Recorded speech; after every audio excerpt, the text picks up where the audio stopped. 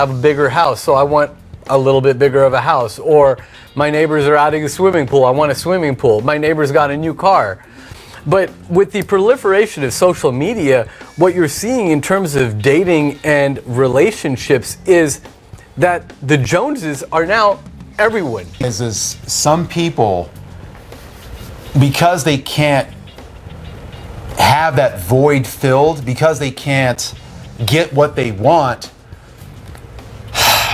they turn very negative, they become very bitter, and then they start to become angry at the other gender in their culture who they view that can't provide it. And a guy who's working a job, you know, making $80,000 a year, and he can provide depending on what city he's in. Now all of a sudden he now has a nickname. He's a dusty broke person. Hi, I'm Seiji. And I'm Bard. And together we are the Seiji Bards. You may be asking, what does that mean? Well, a sage is someone who was wise, and a bard was a storyteller. Our channel exists to look at what's happening in the world through the lens of some stories and maybe a little bit of humor.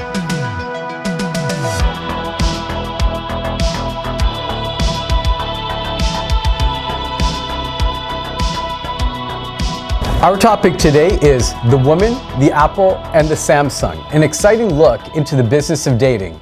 By the way, this will be an introduction into a segment called The Business Of, where we will discuss, compare, and contrast business with everyday situations. We're also talking about Janelle Monae, award-winning singer, songwriter, and producer, and her recent performance at the Essence Festival of Culture in New Orleans, and a few questions surrounding the display of her nearly naked breast. Also, we'll take a look at legislation as it applies to people's bodies, public exposure, nudity, or partial nudity. In addition, we'll take a look at how the law has dealt with new cultural practices, beliefs, and technology. Here on the Seiji Bard, we will be presenting a series called The Business Of. In future shows, we plan to discuss the business of health, the business of wealth, and the business of happiness. Ultimately, we understand that everything is a business, and we will be exploring these themes and how they affect us personally and as a society. In business, we have a saying, the customer is always right. There is literally a need to give customers what they want. And making a mistake in this arena could cost you dearly, as Kevin Costner is now finding out. All right? If you guys have seen in the news, Kevin Costner, he was facing, what was it? His wife was asking for $250,000 a year or something like that, or a month. I think he's got it down to $50,000 a month. Now. He's got it down to $50,000 a month, but even that is still not enough for her. She wants the $250,000 because obviously that's how much it costs to take care of children. A quick analogy from the world of tech, more specifically smartphones. We're going to be talking about Apple and Samsung. There's something really interesting that I realized and I wanted to share with you guys. Samsung just recently came out with an attack ad, and as I was doing some research for the show, I realized that they have a habit of making attack ads. Now, some people may say, "Oh, well, this is normal for business," but I don't notice attack ads from Apple. Apple just puts out ads, right? I don't really notice attack ads, but this was really sort of a big deal because they were kind of poking fun at Apple's phones, but the truth is that Apple's actually in the lead. So Samsung is really, honestly, like it's kind of strange how they would be attacking people like this, but I guess when you're in second place, that's what you've got to do. So it's really important in the business of dating, and like in any other business, if let's say we're doing a car dealership or something, you don't want to make costly mistakes. So in the business of dating, we want to follow that same pattern, but we're not necessarily going to be talking about just making mistakes, but today what we're going to talk about is the actual process of business and the customer business relationship. And it's really interesting because,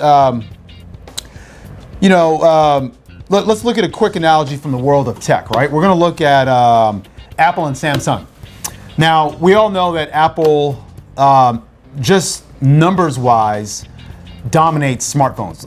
Really dominates smartphones in the United States as per one brand, one specific handset. Yeah, right? Basically, Apple controls about 57% of the US cell phone market, followed by Samsung, which is about 29%.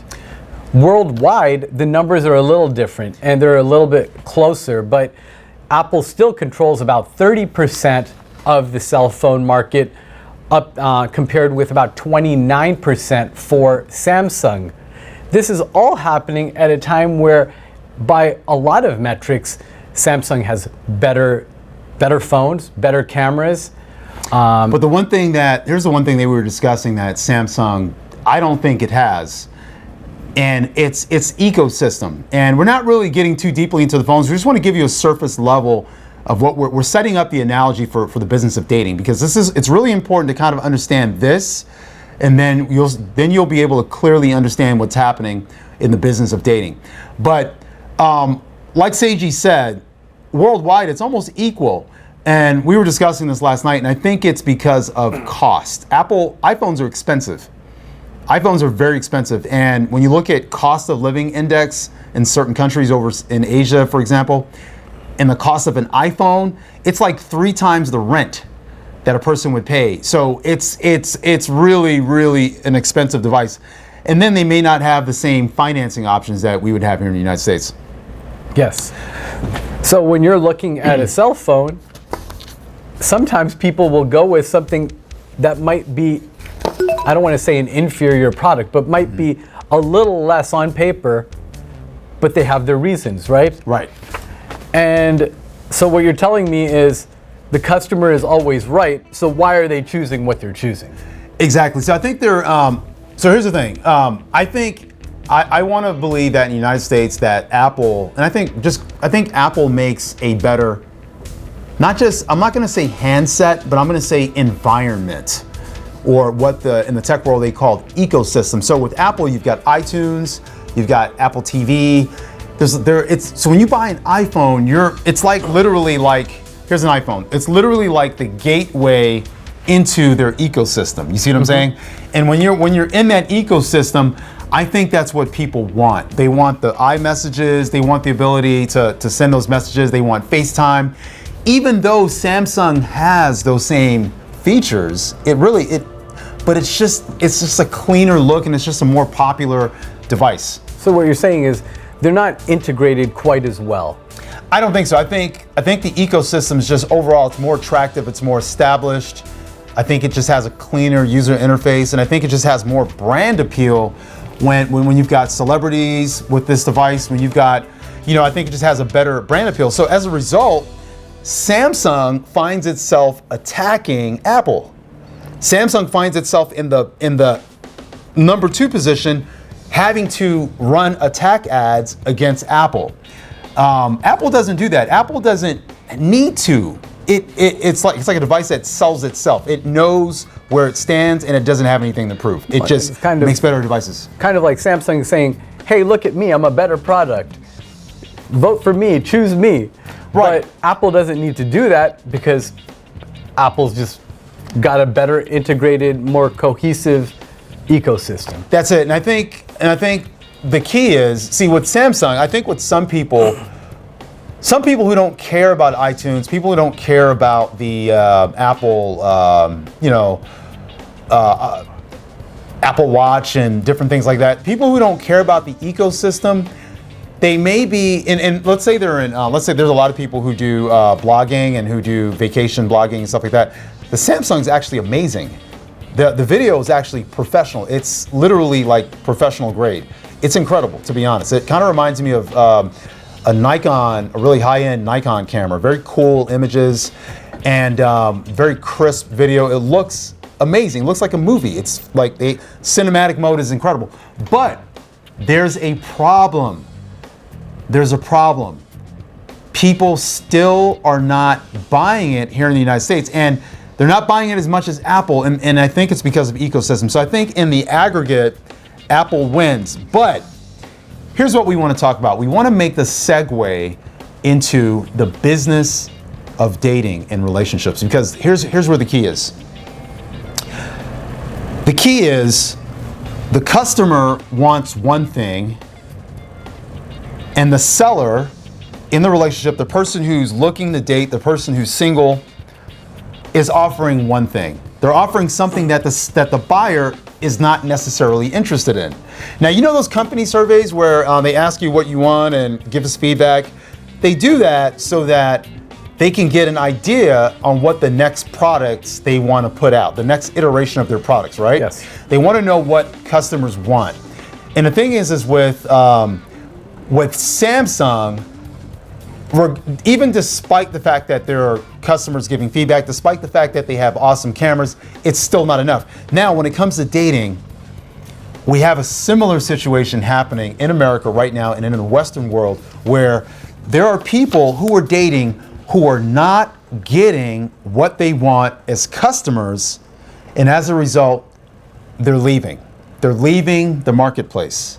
The marketplace being the United States. They're leaving the marketplace and they're looking for products overseas. Now, here in America, nothing wrong making this, this isn't an argument for protectionism. We're not arguing for American products. Apple's an American company. But what we're saying is, for instance, most Americans are comfortable with the idea of Toyota, right? Toyota's most reliable car company on the planet. So we're comfortable buying those cars. But 30, 40, 50 years ago, a lot of Americans only wanted American cars. There was a sense of loyalty, right? You talk to a lot of older guys who were in the Vietnam War and in that era, they still will drive Chevy. They're not interested in driving Japanese cars. They remember the war. They remember their dad was in the war, and there's a sense of brand loyalty. Now, in this discussion on the business of dating, there's also an argument, an appeal to brand loyalty here in the United States. Why are you leaving to go and marry women who can't even really speak English? These are some of the arguments. These aren't our arguments, but this is what some people are saying. So we're just going to present this to you, and we find it interesting. We find it an interesting business case study that we want to look at and share with you. So now, have you heard of there's a group of guys called the Passport Bros? Yep. Or Passport Kings. Have you heard of those guys? I have not. Okay. So can you imagine what they're doing? I mean, just looking at the name, what do you think they do? Well, I would first think they were working on some kind of expatriate type of situation. Okay, maybe that. Now, just to let you guys know, I've lived overseas in a couple countries. I've lived in Asia, in 2 different places, and I've lived over there for years. And so I kind of have, I understand this argument. I understand the business of dating, and I'm going to share with you guys some of the things that I noticed overseas that did appeal to me as a man, but a part of me still wanted to support my American brands. There was still a little bit of brand loyalty, right? And I still wanted to support my American, because there's a familiarity. There's there's something there. So what we're analyzing is there's something that's happening that is so dramatic. There's something that's happening that's so offensive to some buyers that they're leaving to go overseas. What do you think some of those things might be? Just out of curiosity. Well, when we're talking about this in the context of dating, I'm guessing it's dealing with attitude, traditional versus more modern roles in terms of dating and spousal partnerships. Right. Okay. So those are a couple things. So what we're going to do right now is we're going to go over some of the things that we've learned, just doing a little bit of research on what some of these people who are choosing spouses from elsewhere, whether they're male or female, I'll let you fill in the blanks, but these are some of the arguments. Now, one person is one argument or one reason that some people are leaving is they feel like some of the people who they are dating overseas, who they can find overseas, are more attractive physically. Now, we know that America is a very obese country. We are literally number 1 all the time, if not number 2. I know Mexico hit number 1 at one point. We traded places for a little bit, but that's an issue. One of the things that really struck me when I first started traveling overseas for work, Bard, was just when I went to some places, whether that was Europe, anywhere in Europe, or Korea and Southeast Asia, was that everyone was skinny. It was completely different in the United States. It was very difficult 24 years ago to find anyone that was really significantly overweight. I've been back in the States for 10 years, not to cut you off. I've been back in the States for 10 years. I remember when I first got overseas, when I first got to Korea, I went to South Korea. I couldn't believe how in shape people were. It blew my mind. I literally couldn't believe, everyone was in shape. And it really got the wheels turning. And then there's something that happens to the dating market, to the business of dating. There's something that happens. Like, for instance, let me give you a good example. Let's say Toyota and every other car maker, their cars were equally reliable. What would happen to Toyota? Would they have the same image that they have? No. They wouldn't have the same image, right? No. What do you think would happen? Well, they would have to start specializing. They would have to modify their product so that it was unique. So it's unique. When you're overseas and everyone's in shape and everyone's attractive and it's just blowing your mind, what happens is a woman who's overseas, who her equivalent in the United States, they're the same size, same beauty. You find a beautiful American woman and a beautiful woman who's from overseas. When you put them together in the United States, dating that woman would be a lot more difficult because she knows the market value. Mm-hmm. She's in a market where all the cars or all the smartphones are terrible, and she's the prize. So her value shoots up, but when you go overseas, it's the great equalizer. And I think what I want to say, go ahead, if you got a comment. Yeah. Well, I think what you're basically saying is that you have to differentiate, and probably the way that you're differentiating is the attitude. If you're taking both the American and this foreigner, where they're differentiating is attitude. There's one thing with attitude. Let me make a disclaimer. There are some sweet American women, right? Nothing we say here today is across the board. There's obviously a mix, but there is something creeping in. There's an ideology creeping in that's starting to broaden the margins when it comes to a way of thought with some women, right? And with some men. When it comes to men, for example, we'll segue into this really quickly. When it comes to men, there are men a lot of men are becoming a lot more misogynistic that I've noticed. A lot of men are becoming a lot more demanding of poly type of relationships where there's more than one partner, and they're justifying it based on their wealth. And I think those are some differences. So there's differences is we're sort of moving away from family values. Certain things that were once treasured, we're moving away from them. All right, guys. Well, we're going back to the business of. Mm-hmm. So the business of is related to money, right, Bart? Right. So when we're looking at the business of, there's a couple of things that are really interesting about today in our world. This is the first time where we actually see poorer people who have put on more weight than the people who are wealthier. Right. And that's because food is bad. When we look at food's terrible. food is terrible. Maybe food is not food in terms of the GMO. Just all the chemicals and additives. So it's really changing the game. But go ahead. It's changing the game. But when we look at overall obesity rates in the United States, where are we at right now? In 1960, they were at about 13%. 13% of Americans were overweight or obese. Those are the good days, guys. Yeah. Those were the good days for dating. Everyone could find an attractive spouse. Keep going. Over the last 63 years, those numbers have blown up, just like the American. Quite literally. Yeah. Pun intended. So today, the numbers for obese or overweight or obese Americans is about 41.5%. It's almost doubled in just the last 24 years alone. And that's insane. And I want to state that the obesity is not necessarily our fault. What's happening is we have an FDA who claims everything is safe, right? And what's happening is our food is affecting us. Now, we've noticed people who've come from overseas and who've lived there for a little bit, we've noticed when they came, they were quite thin and attractive. Yep. And they came from Asia. And then after 6 months, they're 20, 30 pounds overweight. Correct. So it's the food, guys. So it's not necessarily people's fault, but in a way, we still have to be aware of the food. So, guys, the food is the problem. The food is the main problem. It's what it's doing is it's messing up the market. It's really destroying the market. It's like imagine with phones. Imagine if phones broke really easily. All the phones were breaking. Well, let's say imagine 40% of the phones were breaking, and we found out the glass was the problem, but it wasn't the manufacturer's fault. Yeah. They wanted to make their phones the best. They wanted to give you a good product, but the glass just kept breaking. It was cheap.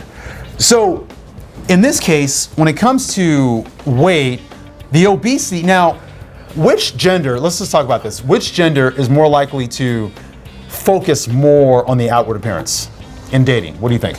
I believe males would. Males would. Now, it's not to say that women don't, because women do. It's not to say that women don't, but I firmly believe that men are more visual. It's sort of a well-known thing, but women are also visual. Women want guys with big shoulders and big muscles, and they want them to be tall, and that's fine. That's totally fine. But anyway, we're just stating that this is a consideration. Well, no, Bart, my position on this has changed significantly over the last 18, 20 years. In the past, I believed it was the problem or fault of the person who is overweight or obese and they should just exercise more or something else. But as I've learned and researched more about food products, the FDA, and genetically modified food, it's not Americans' fault for the obesity crisis alone.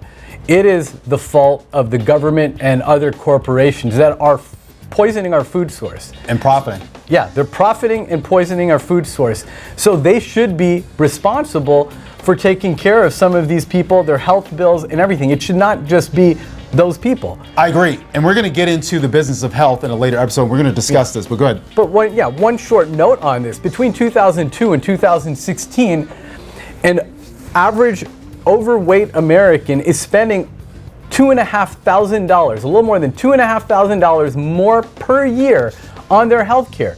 So if you're dating one of these people, this should factor into your decision making? Your metrics. You know, because in 10 years, that person's going to cost you $25,000 more. Over a lifetime of 40 years where you might be dating or with them, that might cost you around $100,000 more, and you might be left without a partner much too early. That's actually factual. Just yesterday, a guy that I don't know him, but he's known at my church. His wife just passed away from a heart attack. That's sad. They have 4 kids, and when they showed her picture, when they showed the family picture, it was clear why she had a heart attack. Okay, It was obvious. I won't get into the details, but just use your imagination.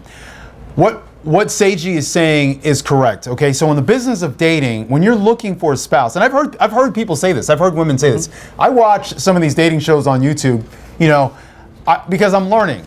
I want to see what the market's demanding. I want to see what the buyers want, what the sellers want, what everyone's looking for. And what I've noticed is, especially with older women will say things like, I want a man who, I saw it the other day, a woman who didn't want a man who drank milk because milk is associated with heart disease. Oh, wow. And clogged arteries. And unfortunately for older men, it can cause erectile dysfunction, right? So no woman wants to walk into that situation because that's a disease, that's a problem. And no man wants that situation either. So she had a very specific ask of no milk. And I understand it, and it makes sense. And especially, see, when you're younger, we're not so concerned with health. But younger people are getting cancer now, and diabetes. Like colon cancer. People 10 years younger are getting colon cancer now. It's a thing. So I think it was around in your 40s. People in their 30s are getting it. 20s and 30s are getting it now. Wow. So times are changing. So yes, in the business of health and relationships, you do need to be cognizant of the fact that what's going on with this person's health. Now, let's use the examples of a car, for instance. When we look at a car, what are we considering? We're considering how long will this car last me? Yes. On the way here, you were asking me about Kias, right? Yep. Right? And I said, what did I say? You said they're not reliable. Don't buy one. Not reliable. I got a friend of mine has a Hyundai. He said his Hyundai just broke down, engine blown. He said, I changed the oil, I did all the maintenance on time, and as soon as it hit 100,000 miles, it broke down. Now, can we say the same thing about Toyotas? Well, I had my Honda Civic and it hit 334,000 miles before I just sold it. Thank you. And this is a perfect example of why people will go overseas, Honda, even though they import them, but it's a foreign brand, to get what we want, right? We the buyers demand more. So can we blame the person who's buying? Can we blame the customer?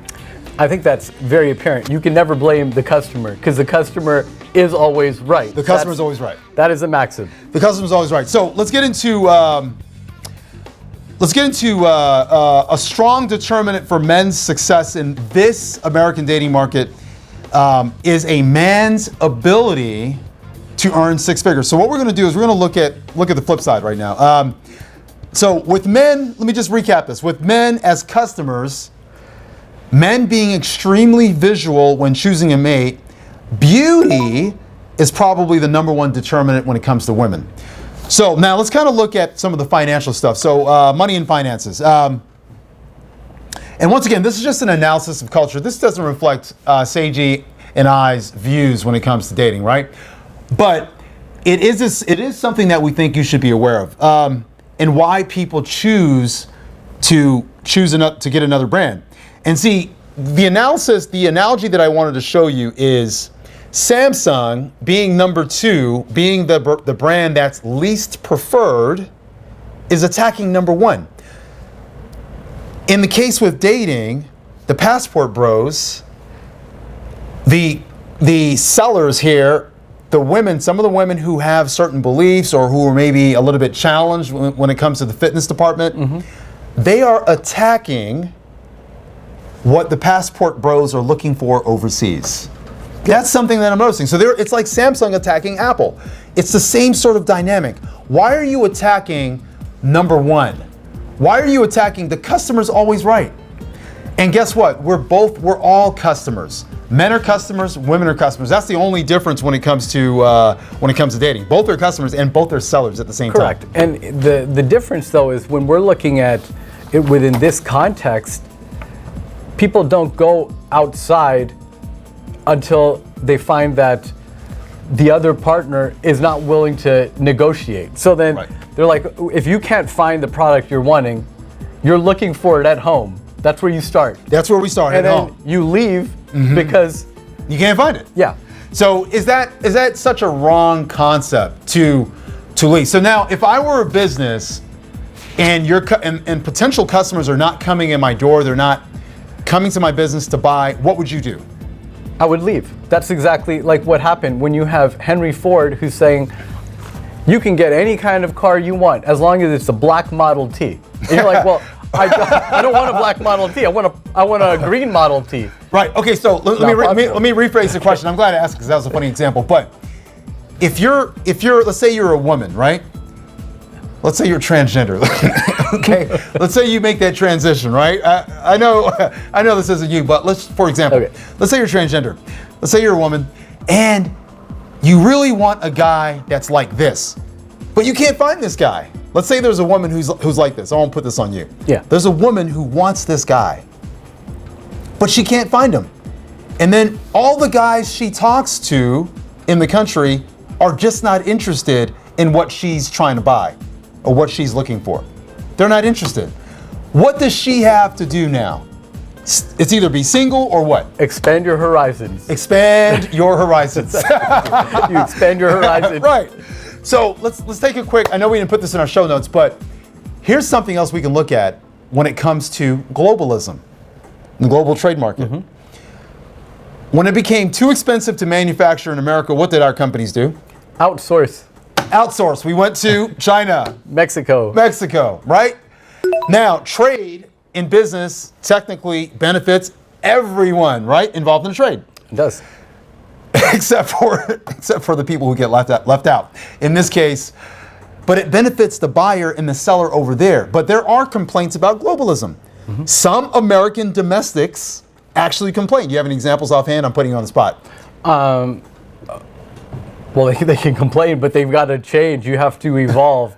Business evolves. Sellers evolve.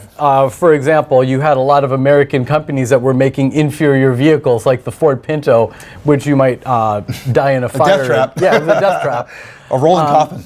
But then, over time, Ford, Chevy, they all started catching up. They make excellent vehicles now, which in many cases exceed reliability Of some foreign cars. Exactly. American cars, if you look at the JD Power, if you look at some of the stats right now, some American cars are outperforming some Japanese cars. Mitsubishi and Nissan are not your high performers. Toyota, Honda, those are your high performers. Exactly. They're examples, but they're not the rule. Not all Japanese cars are made equal. A lot of people think that, because it's Japanese, we got into this mindset where if it's foreign, it's better. Not all people overseas are better either. No. There are stories of women trying to export themselves, and we're going to get into the cultural aspects. You're going to find this interesting. There are examples that I saw of women trying to export themselves or trying to import, trying to do what these passport bros are doing. Guess what's happening? They're being beat. They're being beaten. They're being hit and abused overseas. And they're starting to realize the market over there may not be a better place. So, just so I understand, Bart, are you saying that some American women are going overseas? Not that it's funny, but some American women are going overseas. Okay. And the men overseas haven't caught up with American men. I think America is a great place for women right now. I don't think men are perfect. I think there's some improvement we need to make in terms of a few things when it comes to respecting women in the workplace and treating them as equals and that sort of thing.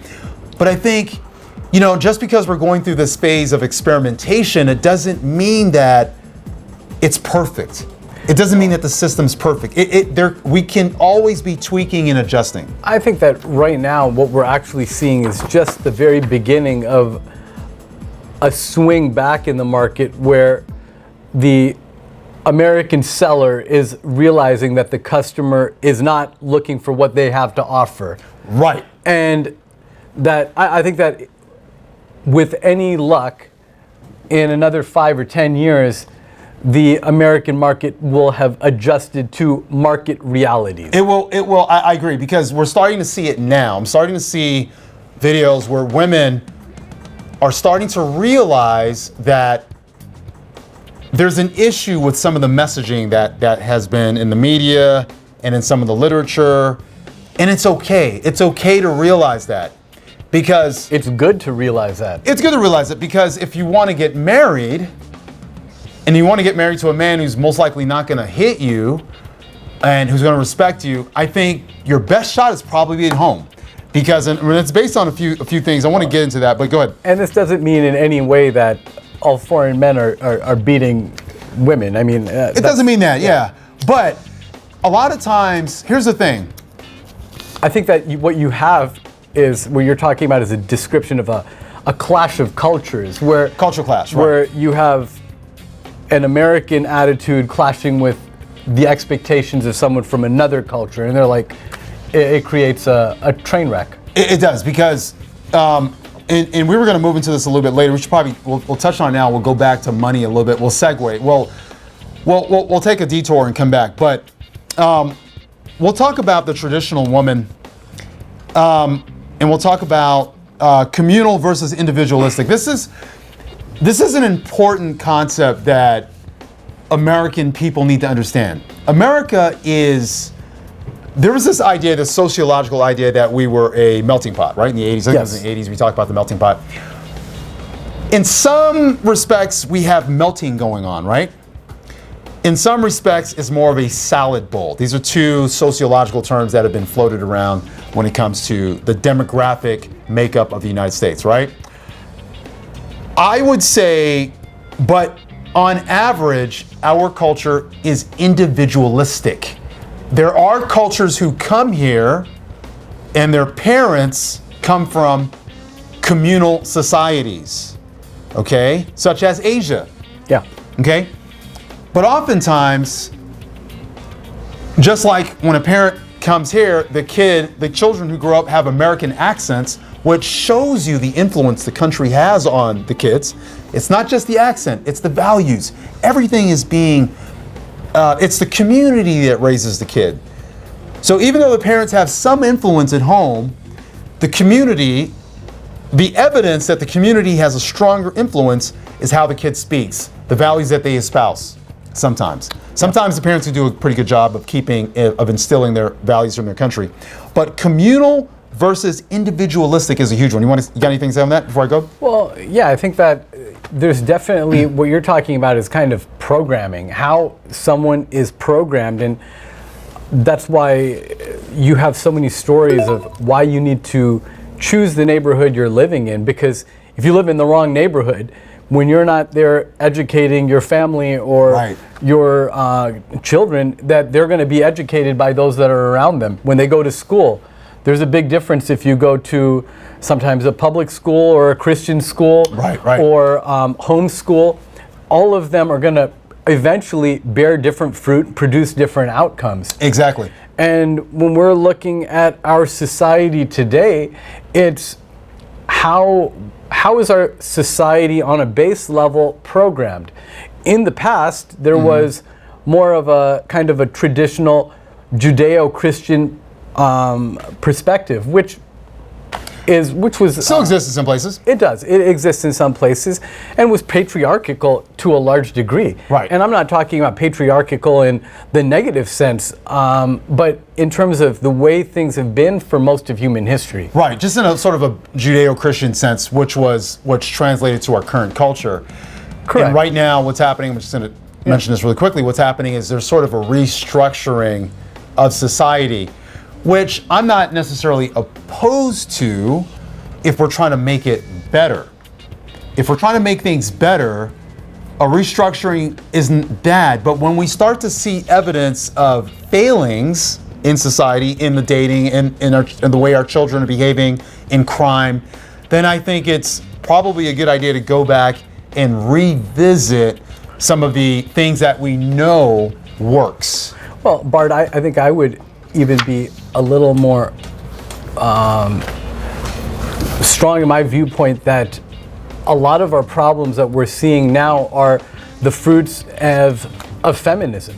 And with that feminism has sought in a lot of ways to remove God, try to create socialism, communism, to basically look at individual or human beings as value units, where you remove sex entirely.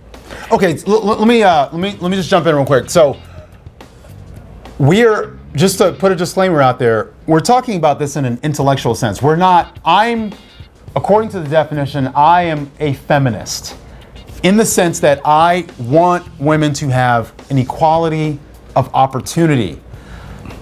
You go to school, you pay $40,000 for your bachelor's degree, you should get a job earning the same amount of money. 100%. And I think in that sense we're feminists. But at the same time, when you create a new ideology or some sort of belief system, if it accomplishes its first objective, which is to create some sort of equity in society when it comes to certain things, if it starts to disrupt things in our society that are good, then I think it should be revisited. What I'm saying, though, is that we're beyond that type of feminism. That type of feminism is great. I think that women should have equal rights, 100%. Equal opportunities. But those equal opportunities, especially when chosen at an earlier age, will then lead to you not being able to select certain other things. Right. You have to rule some of those out. The idea that you can have it all is not as real as we would want it to. We want it to be. Right. See, the thing is, what I'm noticing is that in some of the ideology that I'm seeing when it comes to feminism, I know there's different waves. I haven't broken down each wave. I know third wave is viewed as evil, but what's happening is certain aspects of feminism are very destructive, and you have to keep the business of a relationship in focus when you're dating, because the other gender, in some people's minds, genders, 1,000 of them, but to the buyer who's a potential mate, they have to agree with what you're selling. And if they don't agree, there's a problem. Well, just to be clear, like, there is a lot of controversy or discussion as to whether there have been 3 waves or no wave, or just one wave. And that one wave is feminism that's relatively unhealthy. And if you look at the overwhelming amount of research and studies on women's rights movements, they were controlled by very few people throughout history. And if you look at the modern feminist movement, it actually starts in the late 1700s, early 1800s in England, where these people are claiming that they want equal rights. Right. And it has, over the last 200 years, borne fruit in that women are actually more unhappy than they were before. Which is, it's almost like the law of diminishing returns. Sometimes less is more. It almost would have been better to stop at, hey, we're making equal money, we have equal opportunity. I don't necessarily believe women have equal opportunity. I don't think we're there 100% yet. I think there's still maybe a little bit of discrimination in terms of men wanting to keep women away from certain things. And I think we may need to work on some guys when it comes to that. But I know there's an argument about the gender pay, and I think that's been proven largely false, because women tend to go into certain careers that pay less. That's been some of the I might data. disagree with you on some of this, because I think when you look at the research or statistics now, women are present in college in higher numbers. They graduate oftentimes with more degrees than their male counterparts. But I think overall, though, we're looking at a programming issue where women in a Judeo-Christian worldview, they were programmed to be in a support role. Right. And men were programmed to lead. And that's why when you're looking at all of these studies where women are talking about, well, I have my own job, I can do this, I can buy this, and men almost universally will say, we don't really care about your job. We don't care what you make. Your money is your money. Is that a resistance to feminism? And would you say that's an unfair criticism that we don't care about your job? It's almost like we're diminishing I'm just playing devil's advocate. It almost seems as if we're diminishing their accomplishments. Do you think women look at it in that way, possibly? I think that that's the way they look at it, definitely. But I think that that's not what the intent of men is with communicating that. Okay. I think that if they make that extra money, then that might be great for, contributing to a family vacation or for getting the kids something else that they might want. But I think that the way men and women were programmed, like a deeply embedded code, was fundamentally different. Men were to provide, and women were basically to nurture and take care of their home. Let me jump in here. I think when you mention the term programming, I think that's really important to understand, because I'm noticing a change in some men too. Some men are kind of going along with the programming, whether or not they want to. Yeah. They're like, okay, well, 50-50 then. You want to be equal? Okay, let's be equal. Egalitarianism.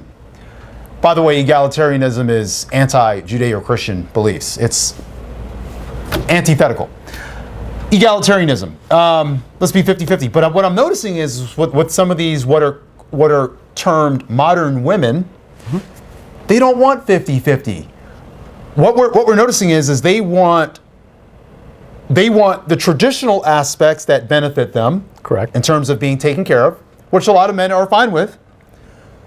But then they want to have access to all your money, but you don't get access to their money. So there really is no 50-50. Yeah. Because it makes, what do you think that is? What do you think? It's what's mine is mine if you're a woman, and what's yours is mine as well. What's yours is mine. But can guys, but see, if a man attempted to do that, I've seen instances where women would shame them and say, you're not a real man. But is there such thing as a modern man? Can men elevate to this too, or can, in acclimating to this feminist ideology, is it fair that a man, if he's accepting the 50-50, can he ask her for half of her money, and can it go both ways, or would that be a successful model? Theoretically, it can, based on the courts. It generally doesn't work out that way, though. Okay, what I'm noticing is just. But what we're talking about, just to give you an idea, and there's a researcher on feminism, Rachel Wilson, who's wrote extensively on the history of the feminist movement and kind of what we're talking about here. What she basically says is that women were brainwashed by the feminist movement into going along with these things which they didn't actually support. And a lot of the initial women suffragists like Elizabeth Cady Stanton, Susan B. Anthony, these advocates for women's rights, if you look at their personal diaries and journals, one of their primary concerns was, why don't all the other women care about what I care about? Why don't they want these same rights? Why don't women care about voting? Why aren't they doing this? And a lot of women would say, well, we're totally fine with our job. We're fine with our role. So then it's taken a long time to get this ball rolling. Right. And when you look at within our modern context, how is this happening? And when we watch something, we used to say, I'm watching a TV program or a TV show, right? So you could use show or program as synonyms. Right. And what we see when we're thinking about mainstream media, MTV, TV, all of these things, we've actually been programmed. We're being programmed, and these OTA, over-the-air updates that are arriving in either men or women's heads are giving them a skewed idea of what reality is. This causes deep problems. And the problem is that we have an embedded code that goes back to a traditional view of the world. But then it's being superseded and overwritten by this over-the-air update that's constantly coming in through Instagram, TikTok, social media. I think social media is probably the biggest one. We're talking about social media. We're talking about Instagram, TikTok, blah, blah, blah. And I started to, and I agree with you, and I think I've used that same language, that same analogy in terms of music ruining men. Yeah. And I think this is an excellent time to apply it. I'll talk about that really briefly, and then we'll get back to who some of these major influencers are in popular culture who are trying to apply antivirus, if you would, to the situation to try to correct things, okay? So, over-the-air updates really quickly before we move to the influencers. In terms of men also are facing some challenges, and boys, and I think some of the ideas, some of the language that men are using is very misogynistic, and it's not necessarily traditional Judeo-Christian beliefs. It's sort of on the fringes and headed in the same directionality as some of the more toxic feminism. Well, it's actually really rude, cruel. For example, Kevin Samuels. Right. Kevin Samuels has now passed on, but he had a lot of good things to say. But the way he communicated with his audience, especially women, was oftentimes really cruel. Especially women, and let's be fair, he also talked to men. He actually initially started out talking to men. I don't know if you know that much about it. I did not know that. But he would talk to men, but his market where he became popular was when he started talking to women. But the truth is, when he was talking to men, he was giving men a lot of the same energy, as people say. He was giving men a lot of the same criticisms. So but what he mentioned in one of his episodes was when he was talking to men, he didn't get the same sort of business feedback in terms of platform growth. So he then channeled his energies into speaking directly to women or to men about women. So he shifted his focal point. And then when the criticism started to come, what he did was he sort of in a almost flippant way. Well, I used to talk about men, but I don't talk about men anymore. But that was what Kevin Samuels was known for. But I agree with you. He did have some good points, but at the same time, there was some negative. No one's perfect, right? Absolutely not. But you see, a lot of the things that he was talking about were updates or programming. And in one example, he says, well, the product might look the same, but the software is different. Right. And, so when we're talking about software, over-the-air updates, this is something that is kind of, it's going around right now. Right. For instance, let's look at this really quickly. And I want you guys comment just give us a comment. Tell us what you think about Kevin Samuels. Be fair. Yeah. Be fair, okay? I think he was very intelligent, but I think he had some challenges. And I think there were callers when I would watch, I don't watch this stuff, when I started watching, there were callers who were being polite and he would rip into them. Oh, he would destroy people. He would destroy people. And I think that the way the internet works, Kevin wasn't stupid. He understood that people want to see raw meat. They want that blood. They want that gore. They want that beatdown. This is what drives business. And he knew that's what would drive business because he referenced Simon Cowell from American Idol. What was Simon Cowell known for? Being cruel. Being cruel. Yeah. So Kevin wasn't stupid. He also mentioned Gordon Ramsay, Chef Gordon Ramsay. What was he known for? Same thing. Being cruel. So Kevin Samuels had a business model that he exploited, and it worked. But it worked to the detriment of women oftentimes, right? Yes. But some women were mature enough to look past that, and so were some men, right? And the women who looked past it, they looked at the messaging. They looked past the red meat. They looked past the brutality, and they looked at what he was saying statistically in terms of the prospects of meeting certain type of men. So in terms of outsourcing, okay,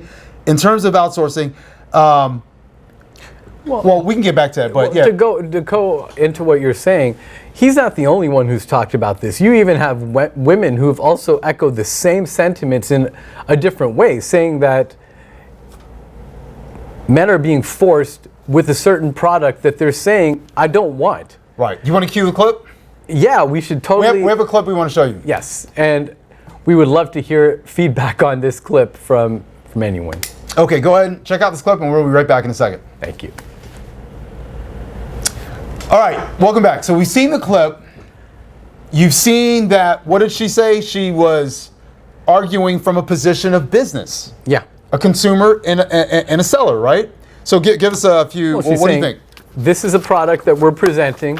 Men don't want it, so what are you going to do about it? And there's two options. You can either outsource, you can say, okay, well, forget about this customer base, which is something you can do. No one's saying you can't do that. So you can outsource, get someone from overseas, which we'll get into here in a little bit with collectivism or communal societies versus individualistic.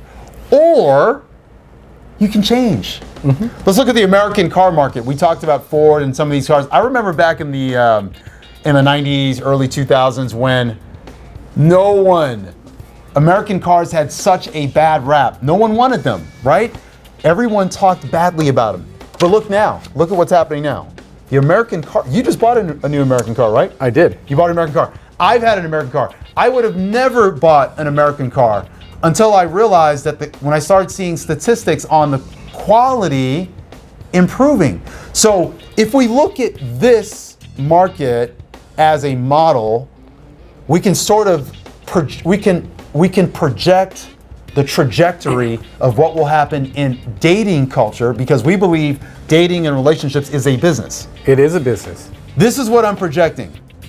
If the buyers and sellers who were here, female and male, the problems with the males being misogyny, they're getting the over-the-air updates in terms of music and cruelty from people like Kevin Samuels, unfortunately, and they're taking that and they're using that in relationships, which isn't necessarily a good thing to do.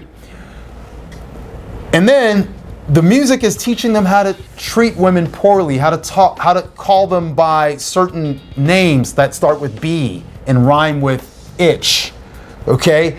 And also how to refer to women as, garden tools that start with H.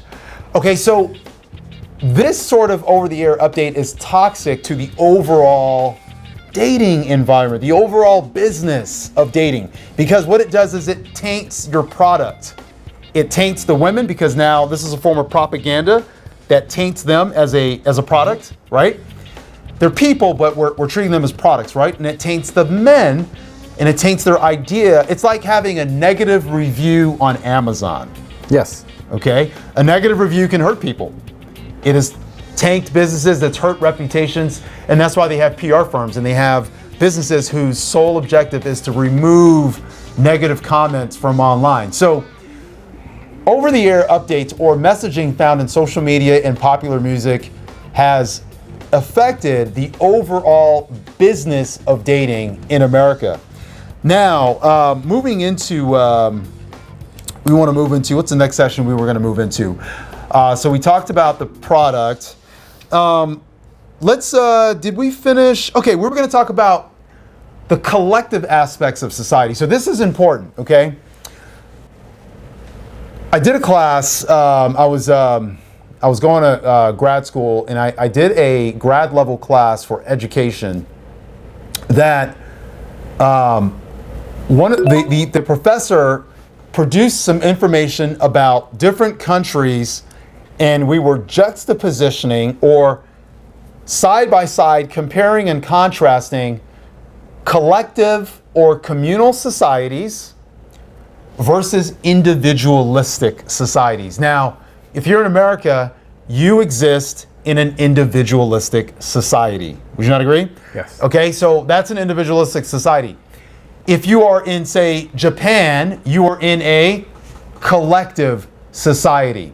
Now, what are some of the differences between collective societies? Do you want to share maybe? Do you know anything about them? You know, Bart, sorry to interrupt, but before we get into that, there's something I wanted to talk about, and something you and I had discussed a little earlier, but okay. When we're looking at these OTA updates that we just talked about, we talked about a number of different things, but I want to summarize that this topic. Over-the-air updates was just not Facebook or MTV or Instagram, TikTok. Over-the-air updates also came through the form of just regular television. That television could be going back even into the 70s. You look at something like Laverne and Shirley, where these two women were working in a factory. I think it might have been somewhere in Wisconsin or Milwaukee or something like that, where they had mostly male friends, but it was taking women out of what their normal role was and saying, hey, you can do this as well, which they absolutely can. But then you fast forward into the 1980s and you look at the new role of an American housewife, which was Married with Children, where Peg Bundy was largely useless, at home. She stayed home and she did nothing, which is not necessarily how it's supposed to work. That show is totally dysfunctional. Not. And now what is it? Now there's messaging showing the women in charge and the men are stupid idiots, buffoons, and... Correct. So you could look at, even shows like Modern Family, where you have an integrated family, but then if you look at the character of Al Bundy, whatever, I can't remember his name, but oh yeah. his daughter is the one who runs her house. Like Right. her husband just kind of goes along with it, and Right. That's not always bad because marriage is a partnership. But Right. the point we're trying to make is that the roles have flipped, where you have a strong male lead to the woman's the only competent person in the house, and the man is oftentimes presented as a buffoon. As a buffoon. And that's some of the messaging that's also affecting the brand in terms of business. It's affecting the brand of males, okay? We are a product as well.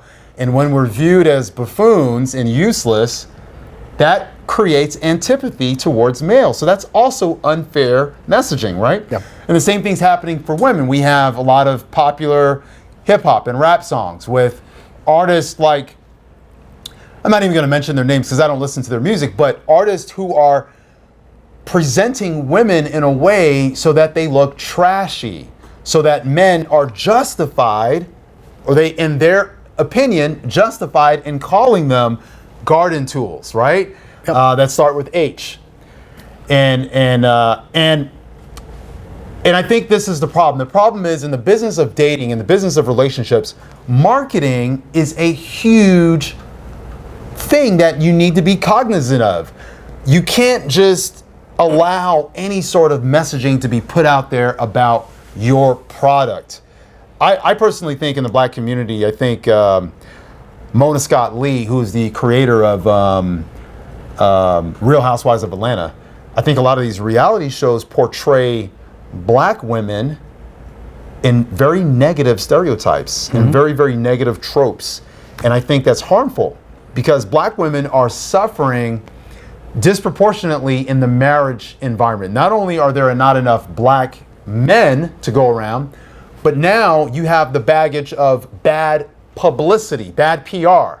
And I think that hurts you even more because what it does is it causes black men, some black men who are affected by this marketing, to seek other women because they don't want that example for their daughters. And I think people need to look at this in a very logical business type of way and understand human beings are susceptible to propaganda and to marketing. Their daughters or their sons? I mean, like when Sons as well, yeah. When you look at it, for example, when you remember that movie that came out, maybe it was 20 years ago, but The Diary of a Mad Black Woman. I mean, I remember. It's like, I didn't watch it, but I remember. I mean, I never watched it either, but when you think of just the name of it, it basically is saying, okay, well, all of these women act this way, so you better avoid them. You know? Yeah, it's bad messaging. It's bad PR. No business, no product needs bad PR. No. And that's why, so I think we're not necessarily offering up solutions, but we're showing you using business as an analogy how things work. Now, let me get back to the trajectory, okay, where I think things are going to land. I think with the antivirus, I think Kevin Samuels acted as an antivirus, right? Yes. I think he's an effective antivirus, but I think he also does a little bit of damage at the same time, right? He damages the psyche of women in some ways. He makes them feel small. People are laughing at them. It also damages their brand. It makes them look stupid. I think a more pleasant antivirus, if you will, is someone like Just Pearly, who presents it because she's presenting it from a woman's perspective, and she's a lot better, a lot easier to listen to because she doesn't attack people as much. Not as much. Just Pearly, she's very intelligent, even though I did see her get owned the other day on the BBC when talking to Piers Morgan and another person about her views on women voting. But I'll let you go check that video out. We may do a review on that in the future. But I think I might point out that idea that she was presenting there was ridiculous. It is ridiculous. But we're going to review that later. We're going to say that for later because we don't want to divert too far. But one of the things I want to say about females, I think for women, if you want to look at an effective antivirus in terms of anti-messaging against the negativity, the perfect PR person you want to listen to is Rebecca Lynn Pope. Rebecca Lynn Pope, Seiji may not be aware of her. We didn't discuss her prior to the show, but Rebecca Lynn Pope is, she was an she was a matchmaker. And what she realized is that women, she quit, by the way. She quit because she realized that women were becoming unrealistic in what they were asking for. And she was showing them these numbers don't make any sense. There aren't enough millionaires to go around. Everyone can't have this. And I think that's part of the over the air updates. It's programming people. Good. I've not heard of this woman, but I know when you're talking about unrealistic expectations. And on Saturday Night Live, they used to have a segment called Lowered Expectations. I remember that. Yeah.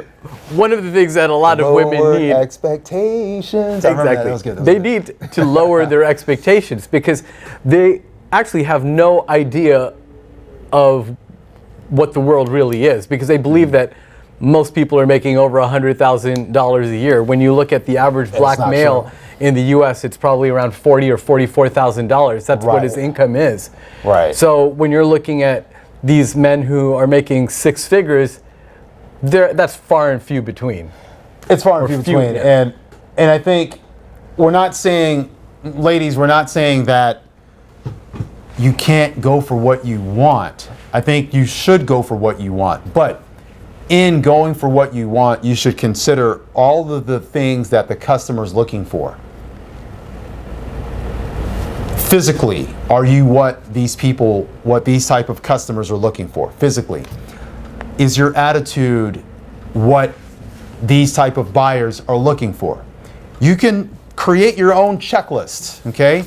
Create your own checklist. Listen to what the customers are saying. This is like any business who has a customer feedback section on their website, and they're saying, okay, this product, it's not working right, or can you make it in red, or can you make it a little bit smaller, or that sort of feedback is why they put it on the website, so they can know what to do to get your business. I'm going to leave a pregnant pause here.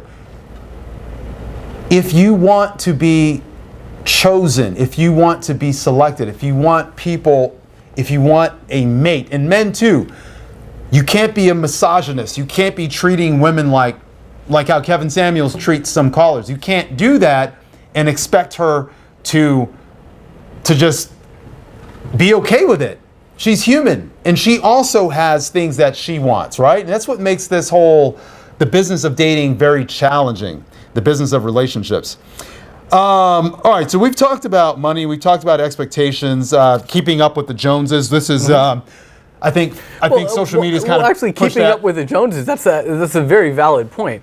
And when we're talking about keeping up with the Joneses, in the past, people would look and say, okay, well, I want what my neighbors have. My neighbors have a bigger house, so I want a little bit bigger of a house. Or my neighbors are adding a swimming pool. I want a swimming pool. My neighbor's got a new car.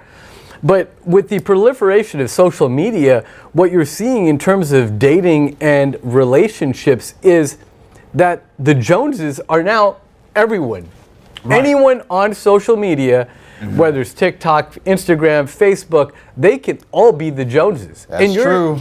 Stuck in this keeping up, always keeping up, and you never have enough. So then the idea that people have is that everyone is going on a vacation to Fiji every year. Everyone is going to Australia. Right. Everyone is going on a safari to Africa. And you want it. I want it. And then if you can't get it, what happens? You're dissatisfied. I'm dissatisfied because I've now moved away from contentment to covetousness. Right. I want idolatry, really. Yes. I want what someone else has. I want someone else's life. That's why there's that commandment, if you're a Christian, if you're watching this and you're a Christian, it says, thou shalt not covet what your neighbor has, your neighbor's wife.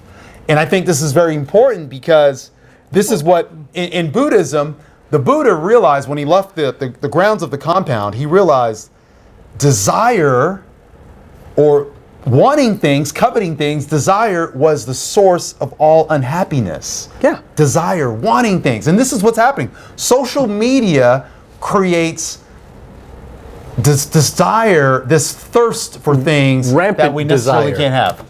It's impossible to satiate the desire that's created by social media. Right. One of the things that I would always tell my students, if you took and summarized everything in the Bible about money, it would basically end up something like this. He who cannot differentiate between needs and wants will be perpetually poor. And what social media creates is a perpetual desire for more. Greater, an endless pit that can never be filled. And what's happening is some people, because they can't have that void filled, because they can't get what they want, they turn very negative. They become very bitter, and then they start to become angry at the other gender in their culture who they view that can't provide it. And a guy who's working a job, making $80,000 a year, and he can provide depending on what city he's in. Now all of a sudden he now has a nickname. He's a dusty broke person. Well, the thing is, it creates this mindset where the other person is a loser and they can't provide for your needs, so you need to move on, or you're searching constantly as well. And it's something that's highly destructive to relationships. And it's destroying society. And I think the messaging from Rebecca Lynn Pope, who's a professional matchmaker she quit. The messaging from Kevin Samuels, even though it was wrapped in a very rugged, aggressive, cruel package, is that we need to temper our desires. We need to look at things realistically. We're destroying ourselves. Social media is destroying us. It's destroying this business of dating environment. There's a lot of research that's come out that shows that people who spend more time on social media are more depressed. Because when people look and they see people going to fancy restaurants and taking pictures of their food and uploading it, these actually are problems. So if you're trying to make the world a better place, you could start with something really small. Just live your life, enjoy your life, and keep your pictures to yourself. Right. You don't need to upload everything so everyone can see what you're doing. And most of the times when people upload, they only show you the good stuff, which makes people who have bad things happening in their lives, it makes them feel like something's wrong with me. Yeah. And you're normal. There's nothing wrong with you. So I think we have to approach the business of dating as we would a real business. What is affecting this business? What is stopping this business from getting sales? What is stopping this business from becoming a household name? And once we look at it in that way, not that human beings, not that men are products, physical products, not that women are physical products to be bought and sold, but we need to look at it that way in order to realistically see where we are and how we can move forward. Now, in terms of trajectory, I'm going to make a prediction. As the antivirus, especially the better forms of antivirus, like Rebecca Lynn Pope, she's very kind, she's very professional, she talks to women in a nice way, but a very endearing way, but she's giving you the hard facts that you need to listen to. I'm predicting that as this antivirus sets in and it starts to undo some of the damage of social media, as it starts to undo some of the programming of television, I'm predicting that society will become better. I'm predicting that the business of dating will be a more friendly business environment. I'm already starting to see women, they're calling themselves traditional or traddies. I think it's called traddies, T-R-A-D-Y-S. They're traditional women who have been deprogrammed. And they're moving away from the experiment. Now, there's nothing wrong with experimenting. I mentioned that earlier. We can test out new things. We're both feminists. We agree women should be paid the same. You do the same work, you get paid the same. You do a better job, you should get paid more. 100%. If you look at we use the example of the United States women's soccer team, national soccer team.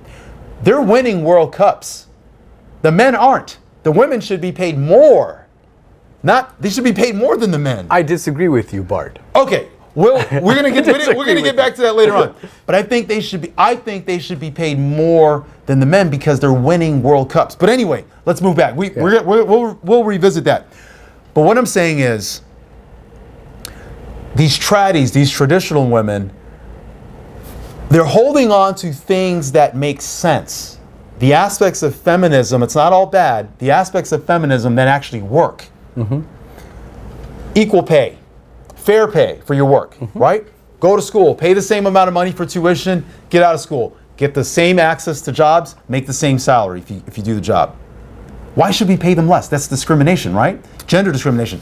But traditional women are starting to deprogram themselves, and I think the culture's moving back towards the center, back towards more normal. And people are this is starting to calm down. The fad is starting to calm down, and I think it's going to be a better place to date. Anyway, your comments.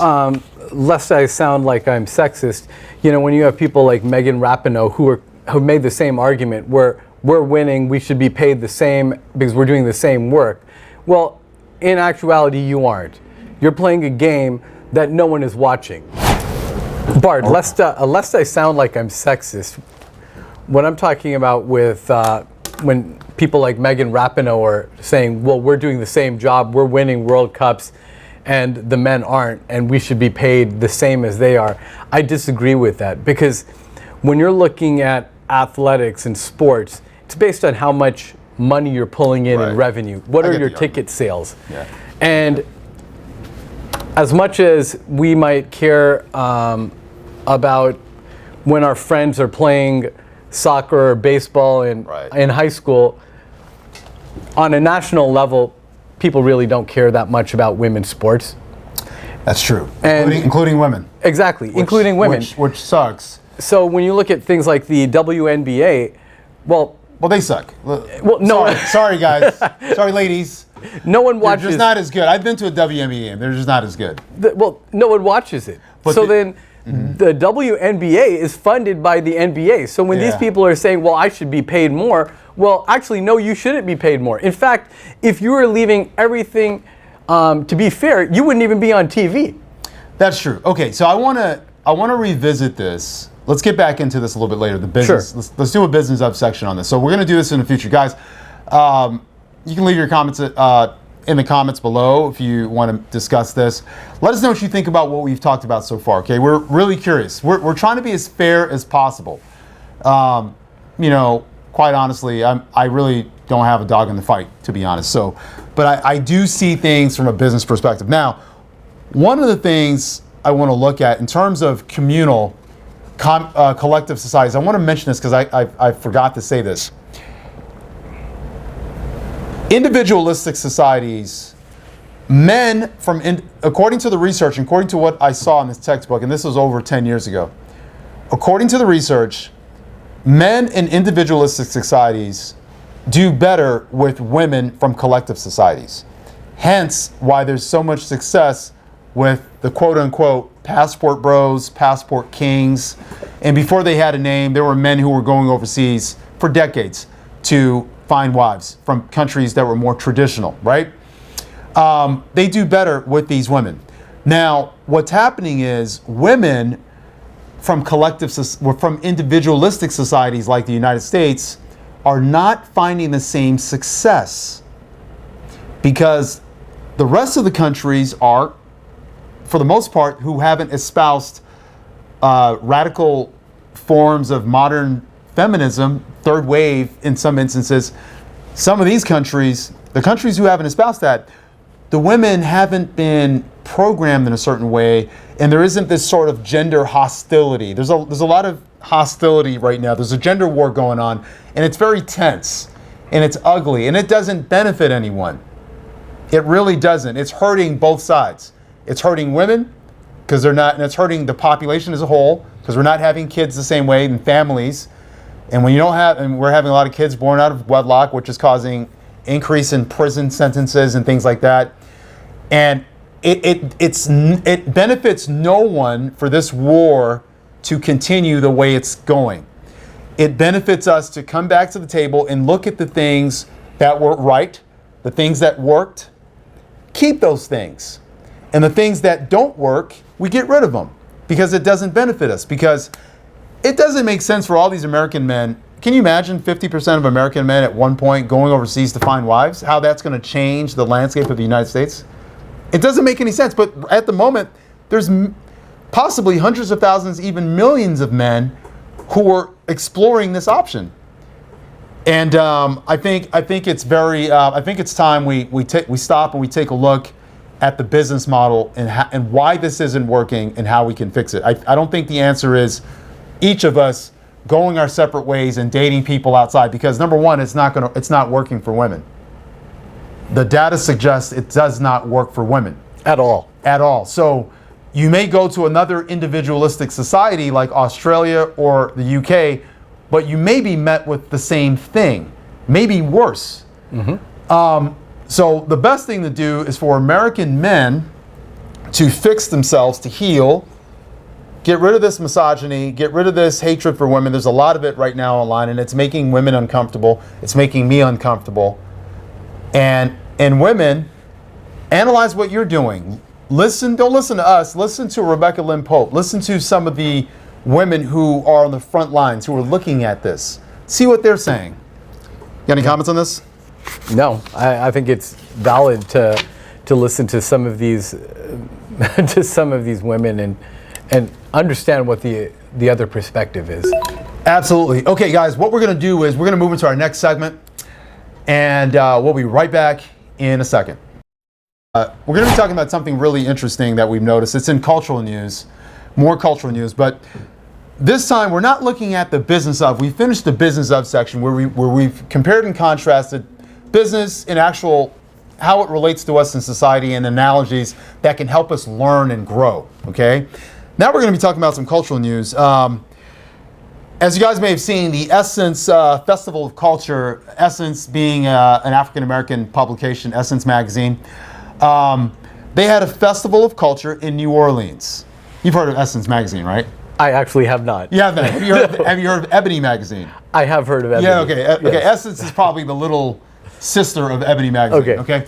I grew up with Ebony magazine, Essence magazine. My parents used to buy those. But so Essence has this. It's an African American publication, and according to African Americans, Essence and Ebony are very high class, sort of high society type of quality African American publications with quality black people, written about accomplishments of black people, that sort of thing. So it's an environment where black people are very intelligent, very proactive, and very productive. Just good people, right?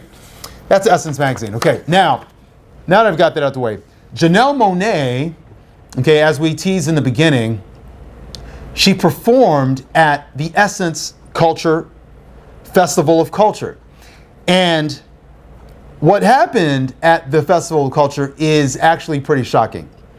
You guys remember the Super Bowl where Janet Jackson had the nipple slip, the wardrobe malfunction, which is planned, usually the typically plans. Remember she had that Justin Timberlake. Justin Timberlake, he pulled down her bra, a piece of her bra. Yeah. Okay, that was planned. This event also was planned. So Janelle Monae, while performing, there was a lyric that she was performing where it said something about don't talk about my areola, or don't, something about her areola, right? And while she said that, she lifted up her like a sort of like a swimsuit bikini top, you know. She lifted it up and displayed her largely naked breast. Okay. But the areola was covered, interestingly. I'm glad it was covered, but it was covered, even though she was talking about, so there was a little bit of, a little bit of respect there, but a lot of people are complaining it wasn't classy. But that's not the thrust of our discussion today. The thrust of our discussion is Janelle Monae was protesting women's breasts. However, if you guys remember, Janelle Monae came out as non-binary, which means she is no longer a woman. She doesn't subscribe to the binary of male and female. Now, the question is, can non-binaries, or NBs, as we're going to call them, NBs. Can NBs, non-binaries, can they protest on behalf of women, or is she stepping out of bounds? What do you think? I think you present a really interesting question, because with gender fluidity, right? If she identifies as a man, is it okay for her to be, topless, completely topless? Technically, it would be, right? Because that could change from day to day, or hour to hour, minute to minute. According to their definition, and we're not just Correct. saying this in jest. When you look up the definition, do we have the definition of non-binary? I thought we put it here. I do. Yeah, Non-binary. So let's go ahead and how about we read that? Non-binary people may identify as an intermediate or separate third gender. Identify with more than one gender, no gender, or have as you just mentioned, a fluctuating gender. So back and forth, okay?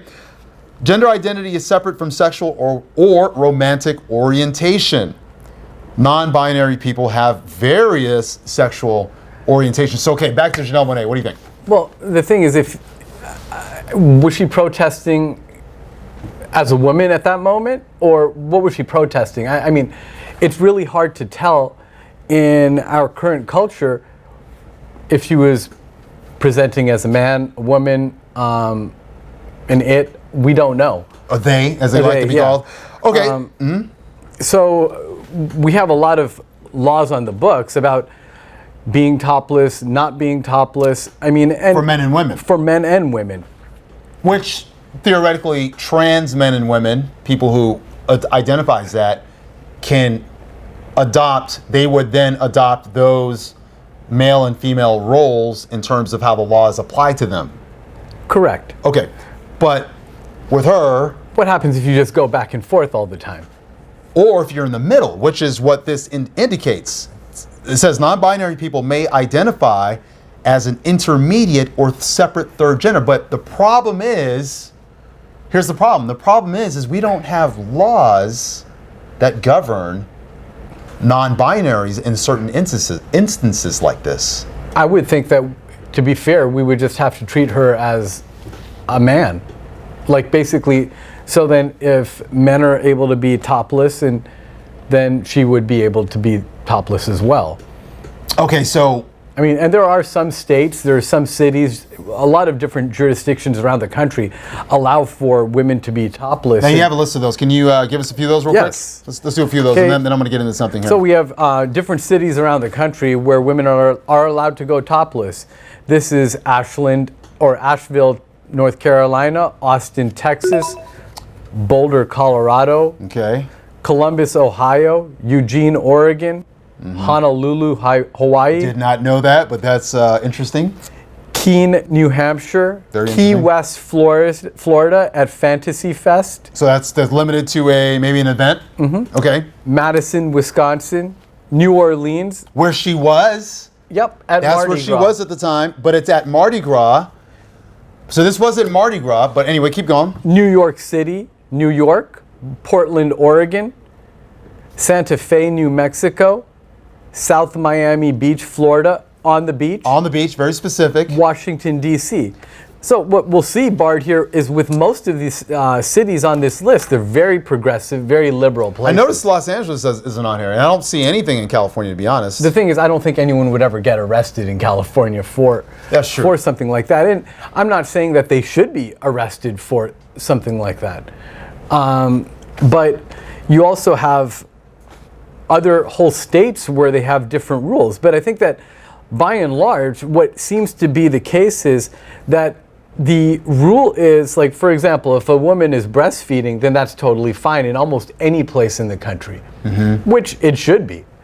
But there's also a difference if other people in that society believe that the display is made in a sexual manner. Right. So then that's where there's some difference. And again, that's totally open to interpretation. Now, one of the things I wanted to get into with this story is that we want to highlight how there's a parallel situation happening right now with AI, artificial intelligence. But what's happening, what the common denominator is between non-binary, the third gender, where they're no longer male or female, but they're nothing. This is what Janelle Monae is. She's saying she's neither, okay? She's not claiming to fluctuate. She said she's neither. So that's her identity. But what's interesting, what the common denominator is that once again, just like with Napster, remember Napster? Napster Yes. came in the early 2000s, maybe 99, 2000? 1999. 99. So Napster, if you guys aren't aware, if you're young, Napster was a Music download. right. It was a peer-to-peer software where if you had burnt CDs on your computer, you could put this in a Napster folder, and and whenever someone was looking for music or this CD, they would get little pieces from like 100,000 people, or I'm exaggerating, and then eventually it would build a song for you. Now the problem with that is you were able to do this for free, and this hurt record companies, it hurt artists, and what happened. And so the common denominator is, what I'm saying is, the law had not caught up yet with culture or with technology. So with AI, the same thing. You have Elon Musk, who's calling for regulations on AI, calling for halt. He's calling for industry leaders to do the right thing, which they never will, because profits come before everything. We know that. So with the non-binary situation with Janelle Monae, the law hasn't caught up yet. So we have no data on how we treat non-binaries who identify as third gender. We have no data when it comes to what they can display when it comes to nudity. Okay, so that's pretty much it on that. You got any more comments on that? Well, we're looking at this in terms of the rules, and this might be slightly different, a tangent. But as we've looked at and we've said, women going topless is now mostly acceptable, and it's really hard to establish whether someone is topless for a sexual purpose or not, right? But then when you have these, as we were talking about earlier, with the traditional roles of males in a dating relationship and everything else, I think you saw one of the videos I shared with you yesterday, and we'll also put up a link for that for you guys to see, where a woman is baiting a guy at a game into a fight. So she basically reaches out and assaults him. He can't react against her, but then her boyfriend goes to protect her, and he beats up her boyfriend. Yeah. And then she tries reaching in, and then he slaps her as well. Yeah, so... So then the situation with this is, it's kind of like we're in the middle of what is acceptable. Right, the rules have changed. The rules have changed, and the rules have changed in a lot of different arenas. Yeah, it's not just the business of dating, guys, like we discussed earlier. It's can we display this? Can we equal rights? Some guys say equal lefts. Personally, I don't believe in hitting women or anything that looks like a woman, or anyone, I should say, that looks like a woman. But yeah, you're right. The rules have changed, and legislation hasn't necessarily caught up. No. But we are starting to see some laws come in, but we haven't seen. So what happens is, when I'm noticing in times like this, there's confusion in society. People don't know where to go, what to do. We don't know what to expect, and I think that's a form of confusion. All right, guys, we're going to wrap up this section. We're going to move into our next section. Stay with us. We're going to be talking about the top 10 things that modern women look for in relationships. All right, stay tuned.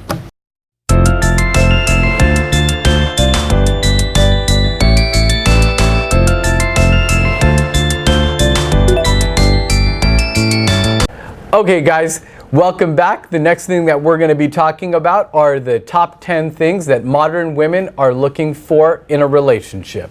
Excellent. All right, guys, let's go to number one. Number one is going to be a guy who earns 6 figures or is rich. I don't know about you, Seiji, but as I watch these dating shows, I'm starting to realize that Even before the economy started to tank, even before inflation, women had a fascination with the $100,000 mark in terms of what they wanted. What do you think about that? Indeed. The thing is, as Kevin Samuels, Just Pearly, a number of other researchers have pointed out, and commenters, it's very rare to find a six-figure man. The average man in the African American community makes about $40,000 a year, and very few professions, to be honest, are paying over $100,000. So this is rare. Okay, it's rare, so we got to move on. All right, let's go to number 2. What do you better read? Number 2, a guy who is a business owner. All right, guy who's a business owner. I'm starting to see that a lot too. Why are they looking for a business owner? Okay, a lot of women want business owners because they want that freedom to move around. It's part of the social media dream. It's part of the lifestyle that they've been sold by social media. So keeping up with the Joneses. Keeping up the Joneses. They've been programmed to think this. Now, the majority of people work for companies. The majority of people in this country work for small businesses. That's just how it is. I can tell you, I've had a business. I've had my own businesses, and if you have your own business, you are working a lot more than a 9-to-5 or 8-to-5 job. I mean, you're working for 15, 16 hours a day. And I think Kevin Samuels made that point. He said these guys are working hard, and you're not really going to see them a lot. No. So and a lot of women just want the money. So that's what I've noticed. Anyway, let's move on to the next one. Number 3, a guy who doesn't work a 9-to-5. It's kind of tied into the business owner thing. So what is it about a 9-to-5? I heard, listen to this. I heard it was a female rapper. Someone asked her, or if it was a rapper or some sort of entertainer, someone asked her if she would date a guy who worked a 9-to-5. Basically he's trash. He's trash. A 9-to-5 is trash. What do you think about that? I think a 9-to-5 is a pretty awesome opportunity. And if you're getting paid decently at a 9-to-5 job, it relieves a lot of stress, and it basically gives you back at least your evenings. Doctors work 9-to-5. Yeah, well, depending on the type of doctor. Some of them work 9 to 9. Yeah. I mean, they're working all day. But being on a set schedule can be a beautiful thing, and that you appreciate. For family. Yes. Right. And you can make a ton of money if you're in the right field. Correct. All right, let's go on to the next one. Okay, next one. A guy who's tall, typically over 6 feet tall. 6 feet and up. Average man in the country is 5'9". The average man around the planet is 5'7". The average woman in the country is 5'3". Yeah. There are women who are literally 1 inch from being a midget. Sorry, a dwarf, a little person. Sorry if I offend anyone. Who are demanding men who are 6 foot. Keeping up with the Joneses. Everyone wants the same thing. Social media. What's wrong with a guy who's 5'10"?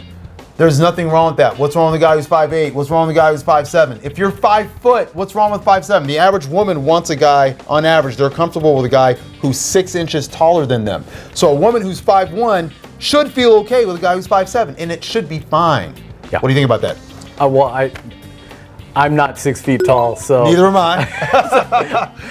I wish the numbers were different, but that's what women want, so. It is sort of unrealistic, but you have to understand, not every guy is going to be that tall. Not every guy is going to be that tall. And anyway, we got to move on. We'll talk more about that later. All right, next up, a guy who looks like an athlete. Now, what do you think about that?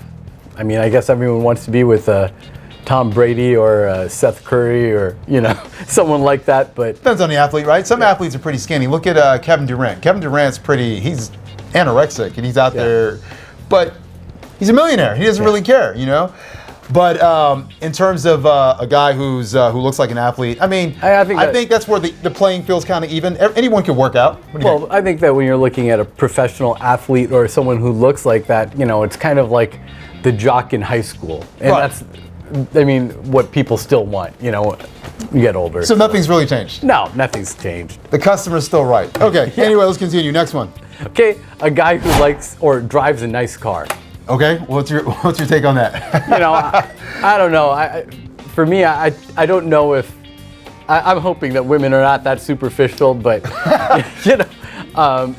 or I mean, I don't even say women, but just humans are not that superficial. But it's entirely possible, right? Because there are people who will say, you know, if you have, look at all the people with big trucks. Are they getting it because they really think they need to use a big truck? Or I heard an incredible statistic on this.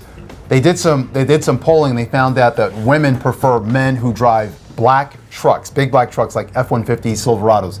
That's what they prefer. And I heard a joke by Dave Chappelle. You guys may have heard this.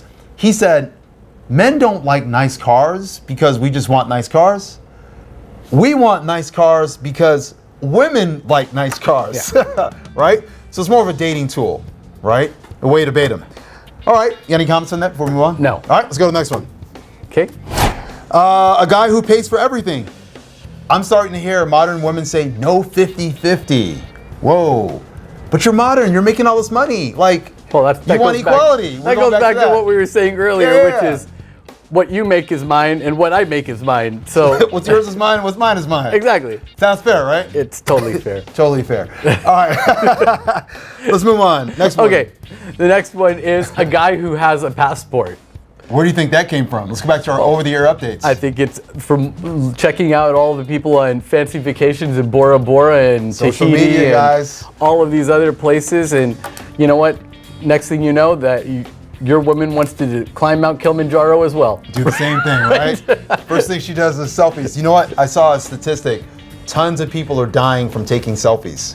Oh, yeah. Tons of people are dying up in really fancy, Instagrammable locations. Well, there's some people, like there's a guy who was trying to take a selfie with a rattlesnake while he was climbing at the Grand Canyon, and he ended up dying.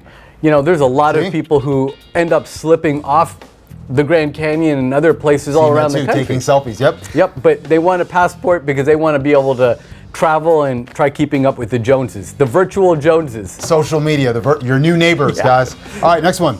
A guy who's an alpha, a leader. Let's talk about that. Well, that goes back to having your own business and not being 9 to 5. So that's kind of related to numbers 2 and 3.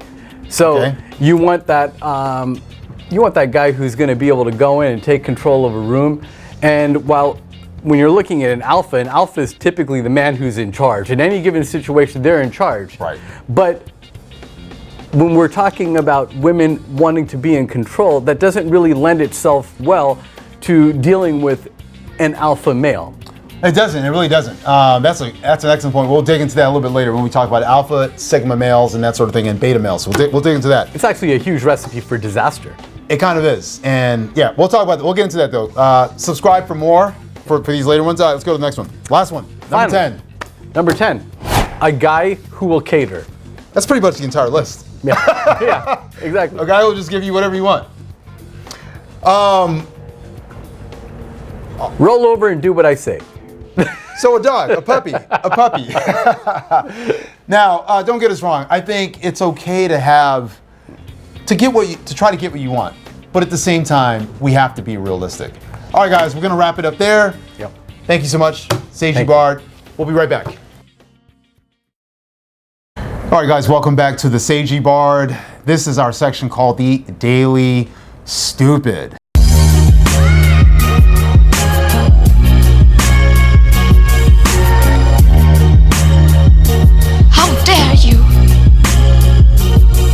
You know, Bart, I was thinking about what would go in for this week's Daily Stupid, and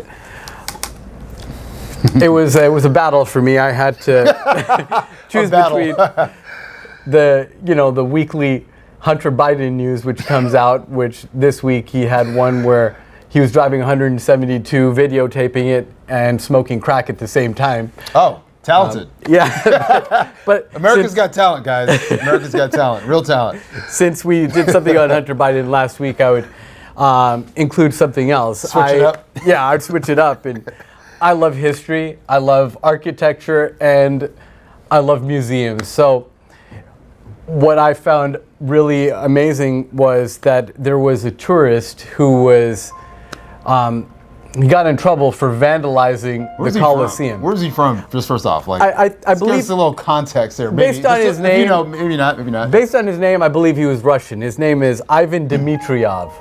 That sounds pretty Russian.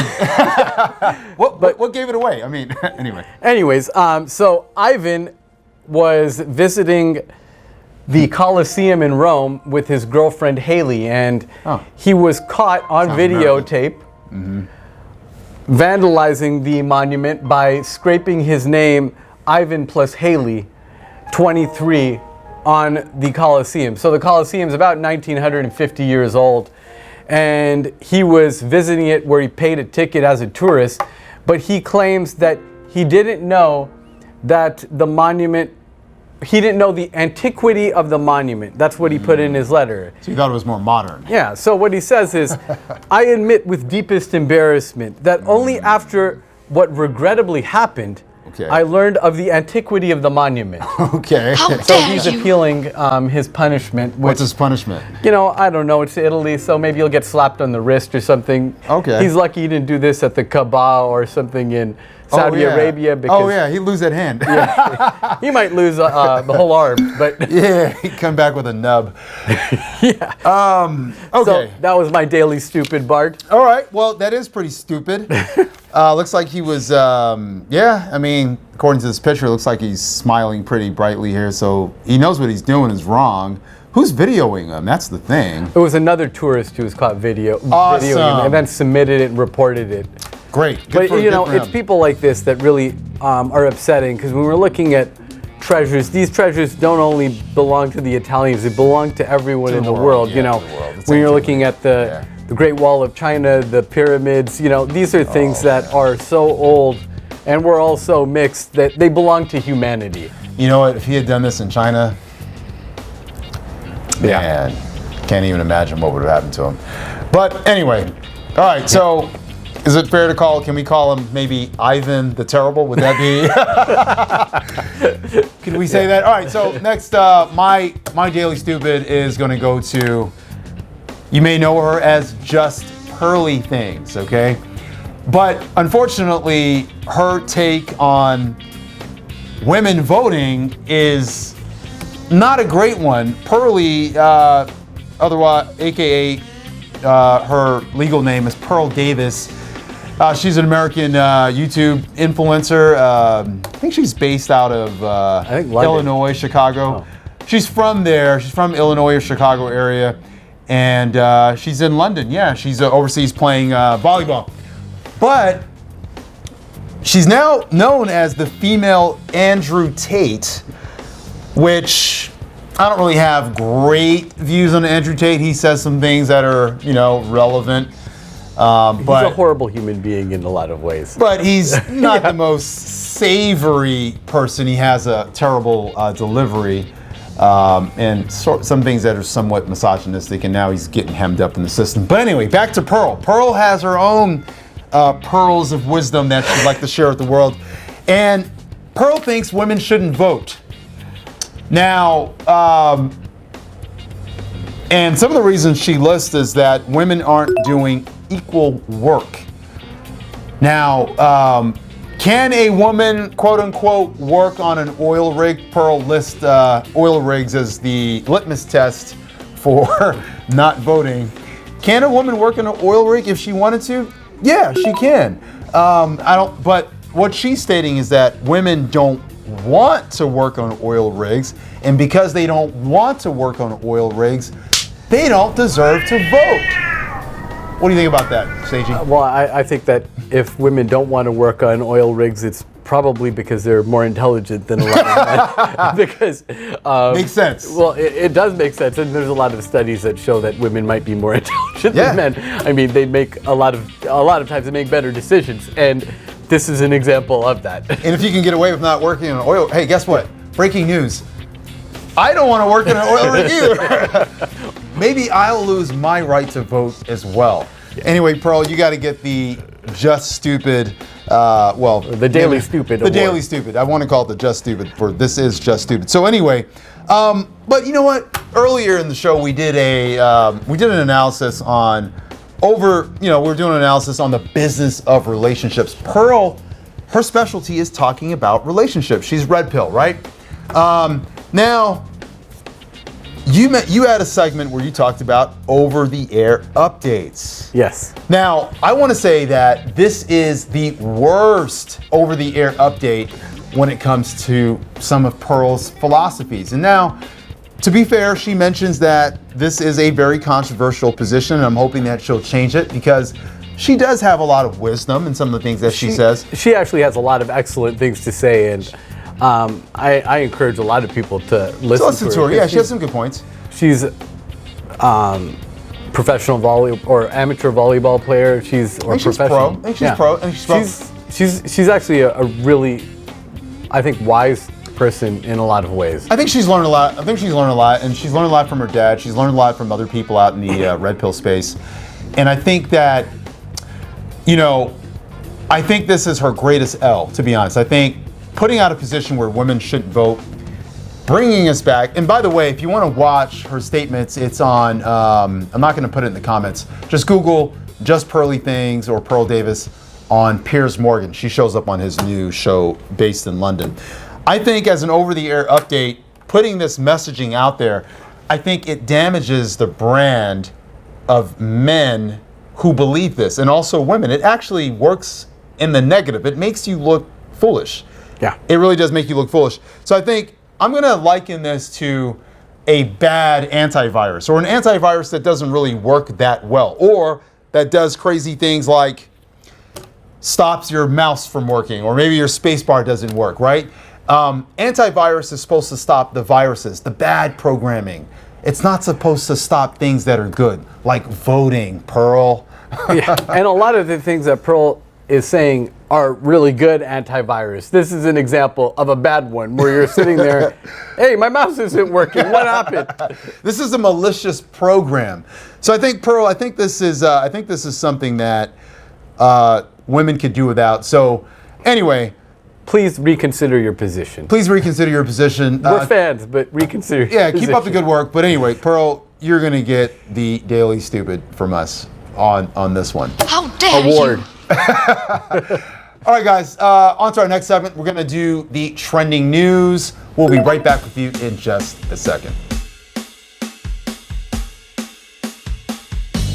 Yeah. All right, guys, this is our last segment. This is the trending news. Elton John.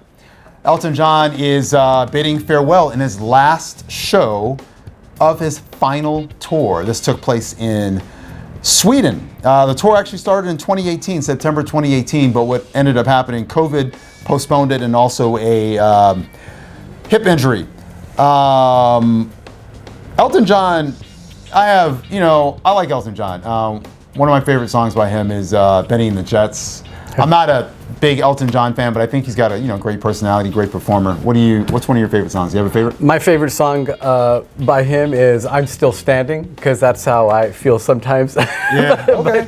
but I definitely agree. He is one of the great performers, great musicians, and growing up watching something like The Lion King, he was definitely a contributor there, and as well as nice. I think in Aladdin. Oh, Aladdin as well. Yep. Nice. Anyway, guys, this is a great episode. We love to have been with you for this show. This is Seiji Bard. This is our second episode. Be sure to subscribe for our future shows. We have a lot of stuff coming your way.